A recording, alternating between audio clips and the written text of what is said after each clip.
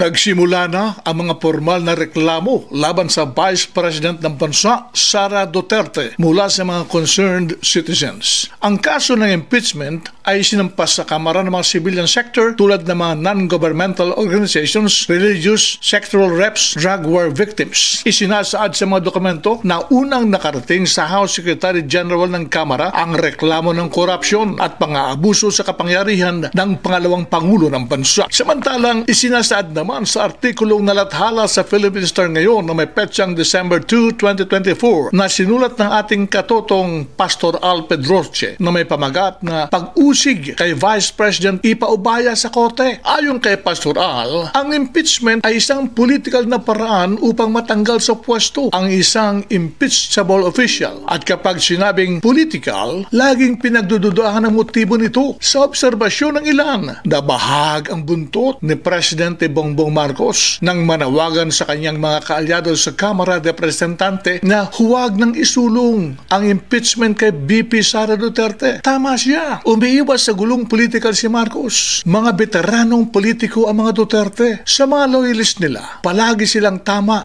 Hindi sila dapat batikusin kahit ano ang kanilang gawin. Anang presidente, aksaya lang ng oras ang impeachment case. Sa akin, hindi lang waste of time kundi malilihis lang ang pamahalaan sa mga prioridad na dapat nitong gawin. Ang imbitasyon nga lang ng Kamara kay BP na liwanagin kung paano ginastos ang milyones niyang confidential fund ay nakapagdulot na ng pambansang kaguluhan na humantong sa pagbabanta ni Sara sa buhay ng presidente. Anong dambuhalang gulo ang may dudulot pa ng isang impeachment proceeding? Ipaubaya na lang sa hudikatura ang pag-aksyon base sa mga isasampang asunto laban kay Vice President Sara. Magkarugtong ang bituka ng executive at kongreso. Kaya ang anumang aksyon ng Kamara kay Vice President ay pwedeng iparatang ng huli kay Bongbong Marcos. Ang mga korte ay independyente kaya kung aksyon ito sa mga reklamo laban kay Sara, labas na dyan ang Pangulo ng Bansa. Tama rin ang opinyon na hindi naman mababago ang buhay ng mga Pilipino sa ganyang aksyon. Kita nyo naman na may Duterte followers pa rin na masayang pumapalakpak ng murahin ni VP Sara at pagbantaan ang buhay ng Pangulo, First Lady at House Speaker. Kung ako ang nasa sitwasyon ng Pangulo, mangangamba rin ako, hindi para sa sarili kundi sa mga mamamayang Pilipino na magdurusa dahil sa sigalot na politikal. Kaya kung aasuntuhin si VP, daanin sa paraang legal at hindi politikal. Ito ang paglilinaw sa artikulo ni Pastor Al Pedroche.